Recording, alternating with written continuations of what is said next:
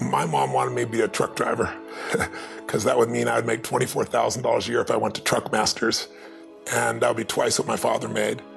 And she thought that would happen, but something inside of me said, I don't want to drive a truck. There's something else that matters more to me, and I decided I was not gonna go for money instead of passion.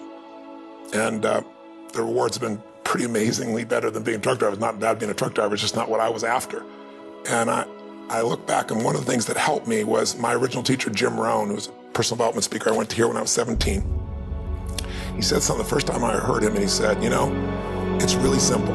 If you want life to change, you gotta change. If you want life to be better, you've gotta get better. It's the only way it happens. And luck will show up for people and it'll leave them. But if you're constantly improving who you are and what you give, game over. When people ask me, what does it take to be happy? I always tell them one word: progress. Progress equals happiness. Even if you're not where you want to be yet, if you're on the road, if you're improving, if you're making progress, you're gonna love it. You're gonna feel alive. On the other hand, it doesn't matter how successful you are, if you stop growing, you start dying inside. I've always had this belief: if you want to be successful at anything in life, never leave the sight of setting a goal without doing something that commits you to fulfillment. If you get, like, you're in state, right, when you do something. While you're in state, that's the time to commit yourself to something that makes you follow through. So I'd call somebody up, I'd schedule something, I'd lock in the next meeting, I'd sign up for the class, I'd enroll the guy who was gonna mentor me, I'd set the meeting with a mastermind of people I met. I did something so that whatever I committed to, there was something when I went home that would pull me there. It's structure.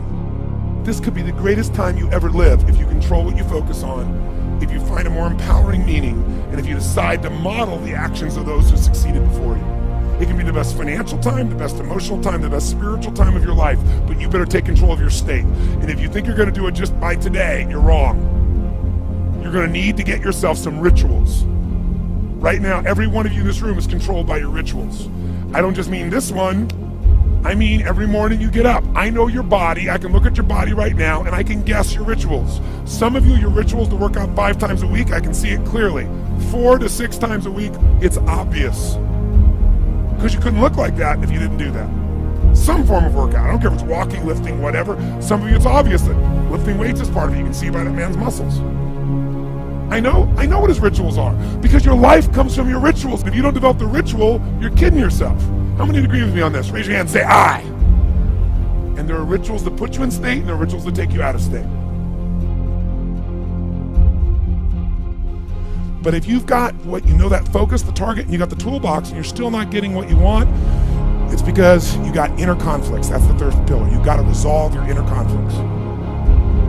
Because that, as I try to explain to you, 80% of success in anything is your psychology, and 20% is the mechanics. So those inner conflicts are when you take 2 steps forward, you pull 3 steps back, right? When you say, boy, I'm totally committed to this, but you don't follow through. This is my expertise, the why guy part. Why? Why do you keep saying you want this? You have crystal clarity, you have the tools, and you're still not getting it?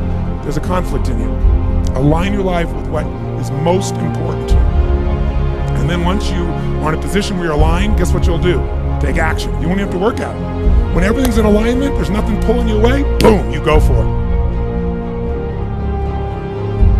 Progress comes when you tell yourself the truth and you're able to feel the uncertainty and take action anyway. The thing that stops us all is fear. It's no surprise. Fear of failure, fear of rejection, fear of the unknown, fear of not looking good. And that fear we could translate into the simple thing of uncertainty. Now, when you look at someone who's incredibly successful, you look at someone who's truly a leader in their life or in their field, the one thing they have in common is they exude this sense of certainty. And where's that come from? Is it inborn? Are they lucky? Are things just going their way? No, great leaders know how to step in the uncertainty and bring the certainty to the situation. Most people in life, we really feel like the level of stress in our life comes to how much of life do you feel like you control, or how much does life control you? Do you tend to control more of what's going on, or events controlling you? It's very easy to have those events start to take control unless we take control of what's between our ears, our own mind. You see, what you and I focus on massively affects how we feel, whether we're thriving or surviving. If you focus on what you can't control, If you focus on the past, if you focus on what's missing from your life constantly, that pattern of focus will make you frustrated, overwhelmed, depressed. It won't even matter if you're taking antidepressants. If you keep focusing on what you can't control, what's missing from your life, you're going to feel depressed still. You can take as many antidepressants as you want. Focus equals power. If you want to thrive, you got to focus on what you can control. You got to focus on the difference you can make. You got to focus on what's already in your life that you're grateful for. So you got to find a story that's going to empower you to act. A story that's going to get you to find the breakthrough. Because otherwise, with a lousy story, you'll never find the strategy, or you'll come up with a reason why it's too expensive, you can't get there, you can't access it, or you'll even get the strategy and then half-assed apply it just so you can reward your story that says it doesn't work because I tried it. Resourcefulness is the ultimate resource. And if you don't have what you want, stop telling yourself the story because you don't have the money, you don't have the time. That's bullshit. It's because you haven't committed yourself where you would burn your boats. If you want to take the fucking island, burn your fucking boats, and you will take the island, because people, when they're going to either die or succeed, tend to succeed.